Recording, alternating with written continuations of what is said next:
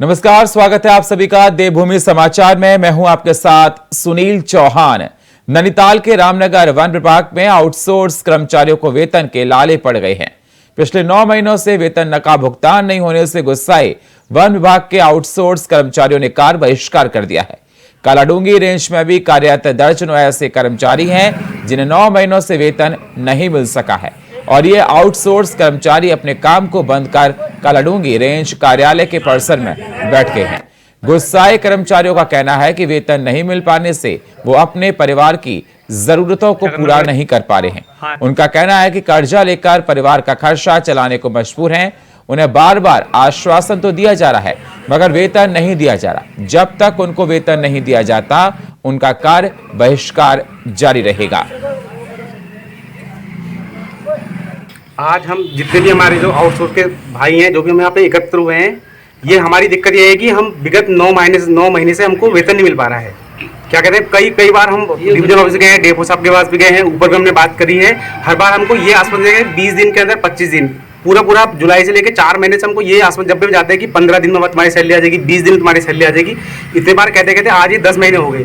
तो हमारे पास अब क्या है कि अपने परिवार चलाने के लिए खर्चा नहीं है। हम कहाँ से राशन लाएं, कहाँ से स्कूल की फीस भरें, क्या हम करें। ड्यूटी हम 24 घंटे कर रहे हैं। कई भाइयों के पास ड्यूटी आने लग का पैसा नहीं है। कई किलोमीटर से ड्यूटी आते हैं। हम अपने खर्चे से आते हैं, हमको यहाँ से कोई भत्ता नहीं मिलता है। सर मांग यही है कि 9 माह से वेतन नहीं मिला है। काफ़ी टाइम से काम करते हुए आ रहे हैं और सैलरी का कोई अता पता नहीं है। अभी सुनने में ये भी आ रहा है कि छटनी की जा रही है, सब लोगों को हटाया जा रहा है। आज तक काम करते हुए आए और आज छटनी कर रहे हैं। सर इसी का भय बैठा हुआ है कि भविष्य सुरक्षित रहे और हमारा जो वेतन अटका पड़ा है वो हमें वेतन प्राप्त हो। कब तक कार्य बहिष्कार रहेगा? ये अनिश्चितकालीन तक है। जब तक हमारी मांगें पूरी नहीं हो पाती हैं तब तक यह अनिश्चितकालीन बैठक ये रहेगी। तो वन विभाग के आउटसोर्स कर्मचारियों को वेतन ना मिलने से नाराजगी जाहिर कर रहे हैं और उन्होंने अनिश्चितकालीन हड़ताल शुरू कर दी। उनका कहना है कि पिछले 9 महीने से उनको वेतन नहीं मिला है। कर्ज लेकर खर्चा करके चला रहे, उसके बाद भी कई बार शिकायत प्रशासन से की लेकिन उस समस्या पर कोई ध्यान नहीं दिया जा रहा है। तो वेतन के लिए तरस रहे कर्मचारी और वेतन ना मिलने से उनका रोजमर्रा की जिंदगी जीना मुश्किल हो गया है। पिछले 9 महीने से वेतन उनको नहीं मिला है। वेतन ना मिलने से उन्होंने काम ना करने का बहिष्कार किया है, काम नहीं कर रहे हैं, कर्ज लेकर खर्चा चलाने को मजबूर हैं। उनका कहना है कि हमने कई बार अपनी शिकायत को, अपनी समस्या को प्रशासन के सामने रखा लेकिन समस्या पर कोई सुनवाई नहीं होती दिखाई दे रही है।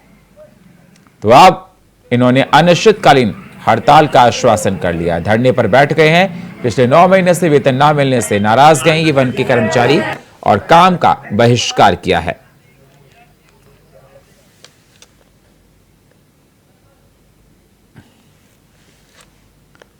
तो जंगल के रखवालों को नहीं मिल रहा है वेतन। आपको बता दें कालाडूंगी में प्रदर्शन लगातार जारी है मांगों को लेकर और मांगे पूरी ना होने तक इनका प्रदर्शन लगातार जारी रहेगा। उनका कहना है कि हमको समय पर हमारी सैलरी वेतन दिया जाए जिससे हम लोगों को जो परेशानियां आ रही हैं, कर्जा जो हम लोगों ने रखा है उसको हम निपटा सकें। पैसे ना मिलने से, वेतन ना मिलने से परिवारों के आगे आर्थिक संकट गहराता जा रहा है।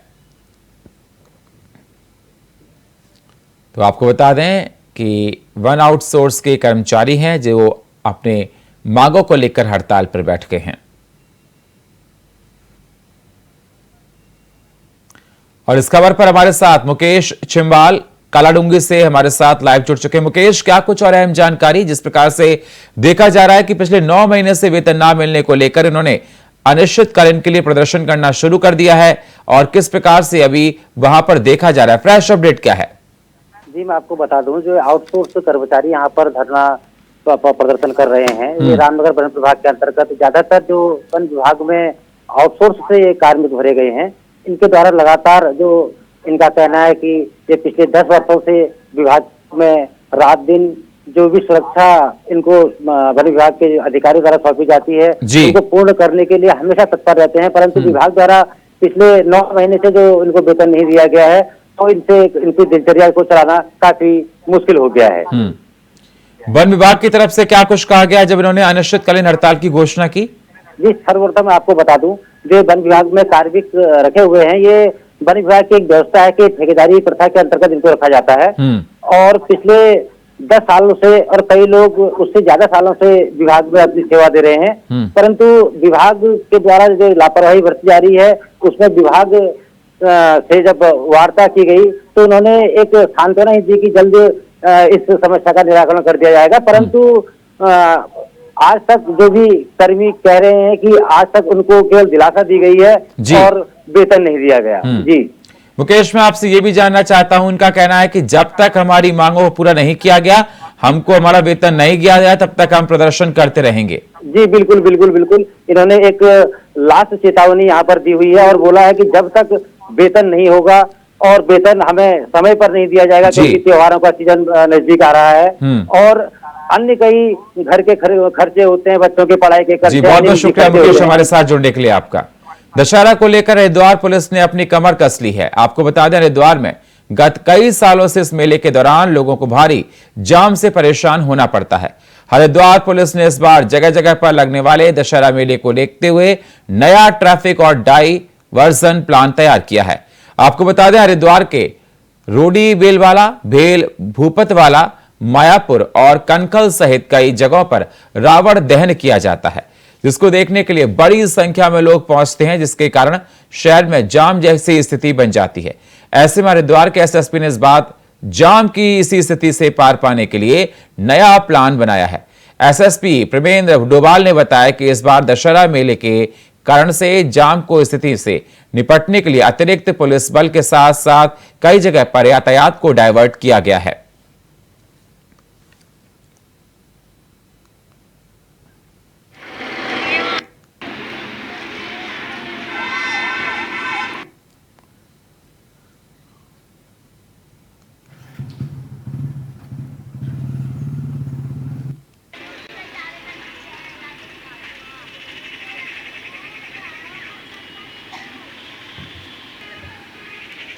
तो आपको बता दें, रावण दहन को लेकर प्रशासन ने तैयारियां कर ली। हर साल ये देखा जाता है कि रावण दहन जिस दिन होता है दशहरा को, तो जाम की स्थिति बहुत बन जाती है, तो जिसको देखते हुए पहले से प्रशासन ने काफी इंतजाम किए। कई जगहों पर रूट को डाइवर्ट किया गया है, जिससे जो जाम की स्थिति बनती थी उनसे निपटा जा सके।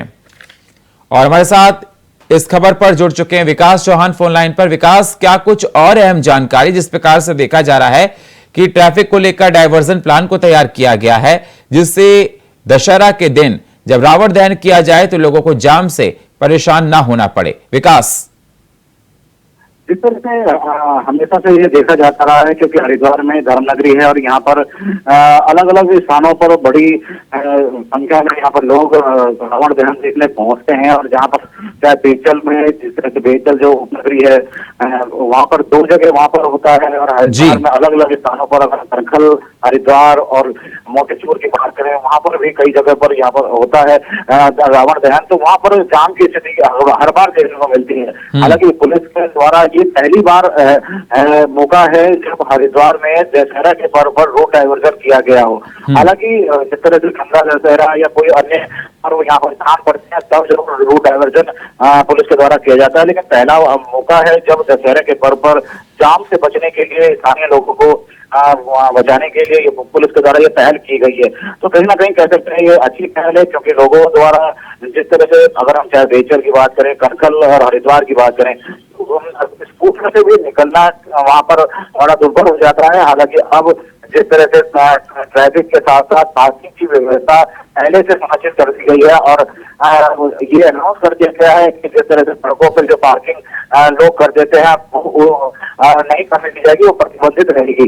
तो हालांकि लोगों ने विकास, कौन कौन से रूट को डाइवर्ट किया गया, कुछ बता सकते हैं, जिससे जो लोग दर्शन करने, जो लोग रावण दहन के लिए देखने जाए, उनको उस रूट से जाने से बचें?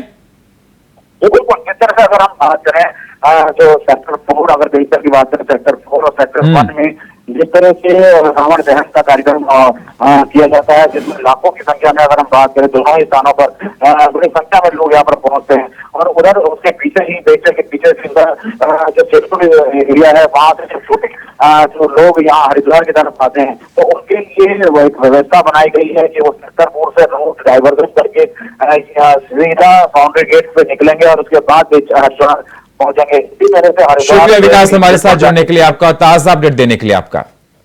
तो आपको बता दें कि रूटों को डायवर्ट किया गया दशहरा को देखते हुए, जिससे जाम की स्थिति पैदा ना हो।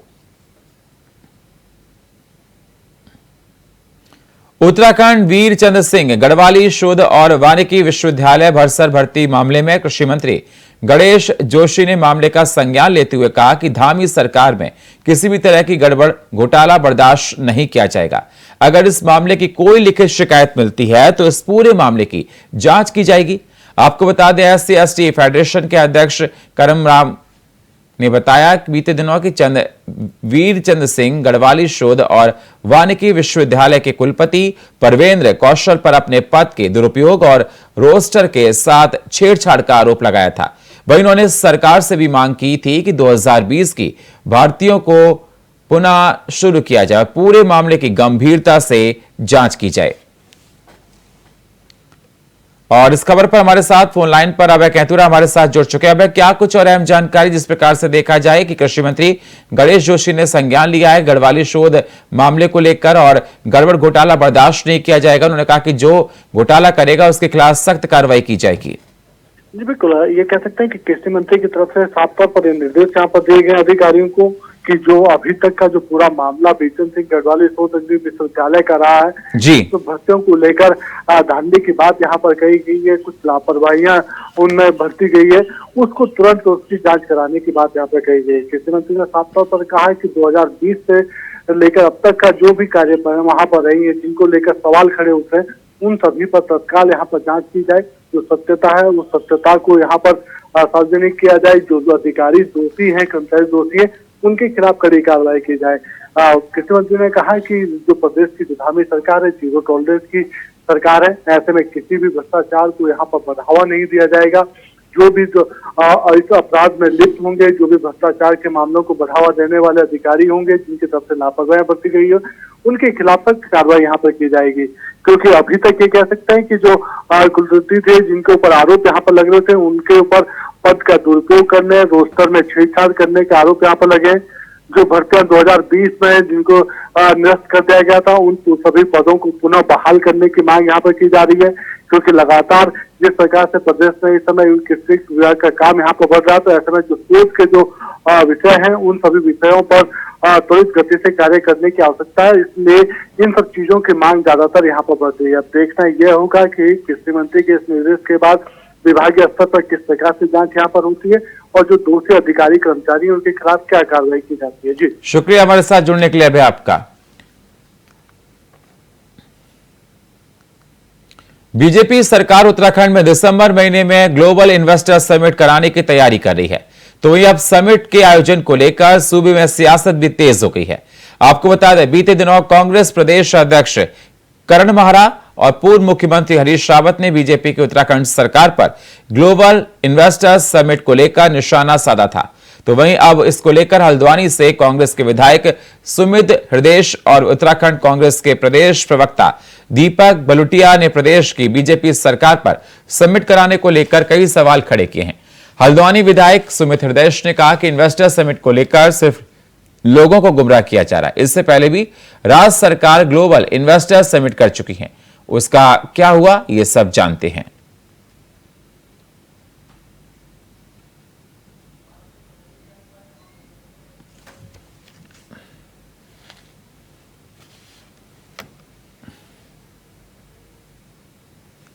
दशहरा मेले को लेकर तैयारियां जोरों पर हैं। आपको बता दें, हरिद्वार में रोडीवेला वाला, भेल, भूतवाला, कनखल सहित कई स्थानों पर रावण दहन की तैयारियां की जा रही हैं। धर्मनगरी हरिद्वार की सबसे पुरानी रामलीला इस बार अपना 100वां साल मना रही है। इसके लिए खास तैयारियां की गई। आपको बता दें, रावण और मेघनाथ के पुतले का साइज बढ़ाया गया है। साथ ही आतिशबाजी के लिए दिल्ली से खास लोगों को बुलाया गया है और पंजाब से स्पेशल बैंड बुलाया गया है। मेरा नाम मंगल सैन है जी और मैं गाजियाबाद से आया हूँ जी। तैयारियां तो पूरी हो चुकी हैं और 20-25 साल से बनाते हैं हम। कितना खर्चा लगता है, क्या क्या सारी चीज कितने दिनों में कितने दिन लगते हैं? 1 महीना लग जाता है जी बनाने में। और खर्चा जो है वो 1000-1500 रुपये फुट के हिसाब से लेते हैं। इसमें पेपर है, सुतली है, बांस है, कपड़ा है, कलर हैं, ये चीज़ यूज होती है। कितने कारीगर लग जाते हैं 5-6। कितने फीट लंबा है ये है जी 70 फुट का रावण का पुतला है और 60 फुट का मेक। दशहरे के एक दिन पहले ही रावण के पुतले को देखने के लिए लोगों की भीड़ जमा हो चुकी है। आपको बता दें, परिवार के साथ लोगों ने अपने बच्चों को रामायण की कहानी और उसके पीछे छुपे महत्व को समझा रहे हैं। तो वहीं युवा रावण के पुतले के आगे फोटो खिंचवाने के लिए उत्साहित दिखाई दे रहे हैं और भगवान श्री राम के प्रति लोगों की आस्था भी साफ नजर आ रही है। तो दशहरे के पहले एक दिन भीड़ देखी गई है, लोग सेल्फी ले रहे हैं पुतलों के आगे। आपको बता दें, रावण के पुतले को देखने के लिए भारी भीड़ उमड़ी है देहरादून में।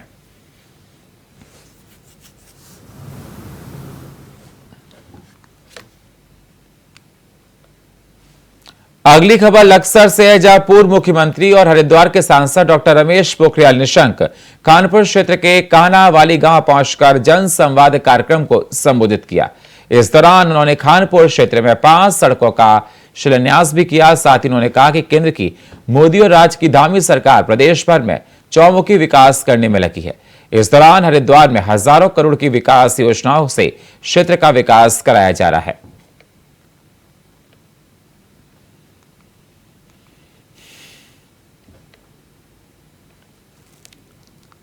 कोई भारतीय जनता पार्टी की विकास की राजनीति है और जहां जहां सड़कें टूट रही थी या जहां सड़कों का निर्माण नहीं था तो जनता ने इनके सामने अपनी समस्या रखी और इन्होंने उनको तुरंत हल इन्होंने बनवाया। इन्हीं का प्रयास है कि आज हमारे गांव में 2 करोड़ का कार्य शिलान्यास और जबकि 50% तो पूरा होगा, सड़कें बननी शुरू होगी। ये एक बहुत बड़ी बात है, विकास की राजनीति है। हमारी जो सड़कों का शिलान्यास हुआ है और जितनी प्रकार की योजनाओं का हम लोगों ने आज जनता के बीच उपलब्ध किए तो वो आपके द्वारा हमारी जनता तक पहुंच रही है। पहले तो मैं आप सभी का धन्यवाद करता हूँ। और आज माननीय सांसद जी, आज लक्सर ब्लॉक में पहले लाभार्थियों को हम लोगों ने जितने भी जो चेक थे, आवास थे, उसके साथ साथ हमारे जो पेंशन के चेक थे और अन्य प्रकार की जो हम लाभ दे सकते हैं वो आज हम लोगों ने माननीय सांसद जी द्वारा दिए गए हैं। उसके साथ कानावाली गांव में कुछ जो राज्य योजना के द्वारा जो और आपके क्या कहते हैं लोक निर्माण विभाग द्वारा अन्य विभागों द्वारा जो सड़क लाई गई उनके द्वारा उनका शिलान्यास भी किया गया। और साथ में मेरा गांव में भी सड़क लक्सर ब्लॉक में 3 सड़कों का उद्घाटन भी आज 1-1 किलोमीटर का किया गया है। सर्दी के मौसम की शुरुआत हो चुकी है और कुछ दिनों बाद सर्दी का सितम शुरू हो जाएगा। आपको बता दें, ऐसे में ठंड से निपटने और गरीब और बेसहारा लोगों के लिए पूरी व्यवस्था का प्रबंध किया जाएगा।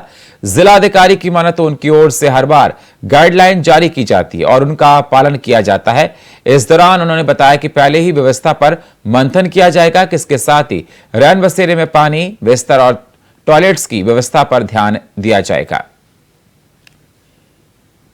जैसे शीतकालीन जब ठंड का विंटर सीजन चालू होता है तो हमारे यहाँ से गाइडलाइंस भी जारी होती हैं। अलाव जलाना हो, रैन बसेरा हो या कोई भी व्यवस्था करनी हो, उसके लिए हमारे एक सेट गाइडलाइन है जो कि हम जारी करते हैं और फिर उसकी मॉनिटरिंग करते हैं। यहाँ पर पानी में फिर किया जाता है, फिर सवाल जवाब होते हैं, तो पहले से अगर आप व्यवस्था करके नहीं, इस बार हम लोग अभी प्री मीटिंग कर लेंगे और मेनली रैन बसेरे में बिस्तरों की व्यवस्था और जो वहाँ की पानी और टॉयलेट्स की व्यवस्था होती है वही मेन हमें देखना होता है। उत्तराखंड के सबसे बड़ा रावण देहरादून के परेड ग्राउंड में लग चुका है। आपको बता दें, 24 अक्टूबर को रावण पुतला का दहन को लेकर समस्त तैयारियां पूरी हो चुकी हैं। इस दौरान कार्यक्रम में मुख्य अतिथि के रूप में प्रदेश के मुख्यमंत्री पुष्कर सिंह धामी शामिल होंगे। साथ ही पुलिस प्रशासन ने सुरक्षा और यातायात को लेकर तैयारियां भी पूरी कर ली हैं। तो आपको बता दें, रावण दहन को लेकर तैयारियां पूरी हो चुकी हैं। 24 अक्टूबर को रावण दहन किया जाएगा, जिसमें सूबे के मुखिया पुष्कर सिंह धामी मौजूद होंगे और जिसको लेकर सुरक्षा के पूरे इंतजाम पुलिस प्रशासन की तरफ से कर लिए गए हैं।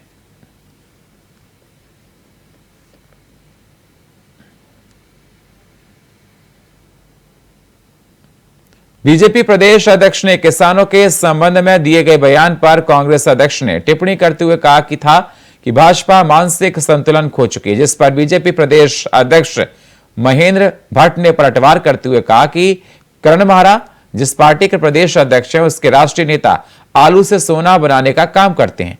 इससे उनसे मानसिक संतुलन का अंदाज लगाया जा सकता है। जिस पार्टी के राष्ट्रीय नेताओं का मानसिक संतुलन जैसा होता है उसके प्रदेश अध्यक्ष का भी मानसिक संतुलन वैसा ही होगा। इसके लिए हम कांग्रेस प्रदेश अध्यक्ष के बयान पर कोई टिप्पणी नहीं करते हैं। कांग्रेस पर बीजेपी का पलटवार है, किसानों को लेकर दिया था बयान। बीजेपी प्रदेश अध्यक्ष ने निशाना साधा है, कांग्रेस कर रही है आलू से सोना बनाने का काम, महेंद्र भट्ट ने कहा है।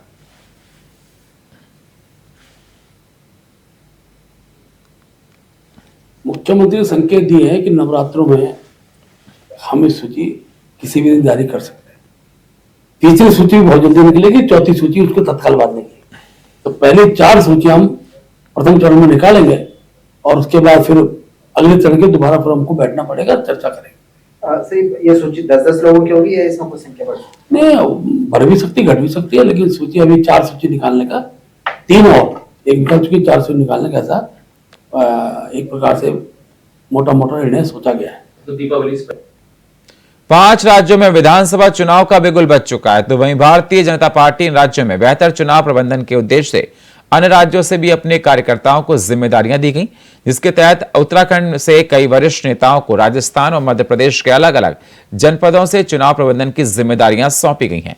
इस संबंध में भाजपा के प्रदेश मीडिया प्रभारी मनवीर चौहान ने जानकारी देते हुए बताया कि चुनाव का बिगुल बजने से पहले ही पूर्व मुख्यमंत्री डॉक्टर रमेश पोखरियाल निशंक, कैबिनेट मंत्री डॉक्टर धन सिंह रावत समेत कई वरिष्ठ नेताओं को राजस्थान और मध्य प्रदेश में अलग अलग स्थानों की जिम्मेदारियां दे चुके थे। निश्चित रूप से भारतीय जनता पार्टी जब भी देश भर में विभिन्न राज्यों में चुनाव होते हैं तो भारतीय जनता पार्टी के वरिष्ठ कार्यकर्ताओं को विभिन्न प्रदेशों से चुनावी राज्यों में चुनाव प्रबंधन की दृष्टि से भेजा जाता है। और हमारे उत्तराखंड से राजस्थान मध्य प्रदेश में हमारे वरिष्ठ नेतागणों की पहले से उनको जिलों की जिम्मेदारी वहां दी गई है। हमारे प्रदेश के महामंत्री संगठन आदरणीय अजय जी वहां पर पूरी एक संभाग की जिम्मेदारी को देख रहे हैं। और इसी प्रकार से हमारे पूर्व मुख्यमंत्री डॉक्टर रमेश पोखरियाल निशंक जी, हमारे कैबिनेट मंत्री आदरणीय डॉक्टर धन सिंह रावत जी और अन्य कई लोग वहां पर पहले से ही चुनाव में लगे हुए हैं। और आगे चुनाव नजदीक आने पर भारतीय जनता पार्टी के अन्य वरिष्ठ नेताओं को, चाहे हमारे प्रदेश स्तर के नेता हों या जिन्होंने विभिन्न राज्यों में चुनाव में काम किया है, ऐसे अनुभव जिन्होंने प्राप्त किया है, ऐसे लोगों को हम उन राज्यों में मध्य प्रदेश और राजस्थान में भेजने जा रहे हैं। भारतीय जनता पार्टी के कार्यकर्ताओं को जल्दी बड़ा तोहफा मिल सकता है, जिसके संबंध में बीजेपी प्रदेश अध्यक्ष महेंद्र भट्ट ने बयान देते हुए कहा कि मुख्यमंत्री धामी ने नवरात्र में सरकार के कई विभागों में खाली चल रहे पदों पर कार्यकर्ताओं की नियुक्ति करने के संकेत दिए हैं। इसकी लिस्ट किसी भी समय जारी हो सकती है, जबकि 4 सूचियां बनाई जा चुकी हैं, जिसे दीपावली तक जारी करने का सरकार और संगठन का प्लान है। वहीं उसके बाद अन्य सूचियों के लिए सरकार और संगठन के बीच बैठक में नाम तय किए जाएंगे।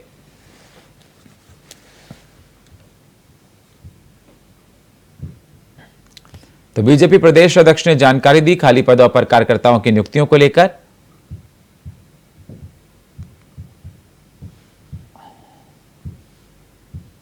मुख्यमंत्री ने संकेत दिए हैं कि नवरात्रों में हम इस सूची किसी भी दिन जारी कर सकते हैं।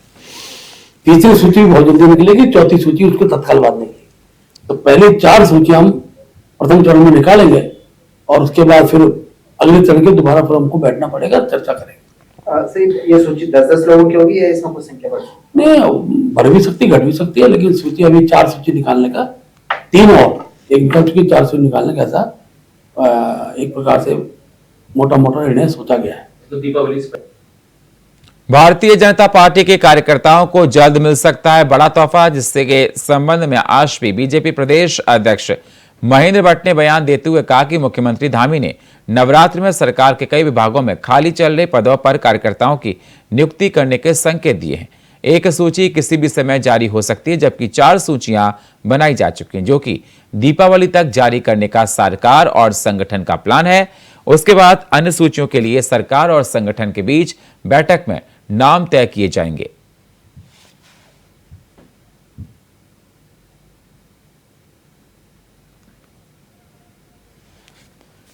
चमोली में बद्रीनाथ धाम के कपाट बंद होने की तिथि तय की जा चुकी है। 24 अक्टूबर यानी कल मंगलवार को बद्रीनाथ धाम के कपाट बंद हो जाएंगे। आपको बता दें, बद्रीनाथ केदारनाथ मंदिर समिति के अध्यक्ष अजय ने कहा कि कपाट बंद होने की तिथि घोषित करने के कार्यक्रम के लिए सभी तैयारियां पूरी कर ली गई हैं।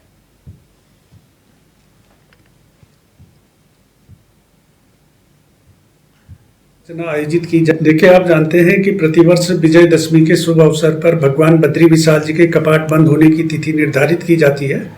इस वर्ष 24 अक्टूबर को विजयदशमी का पावन पर्व पड़ रहा है।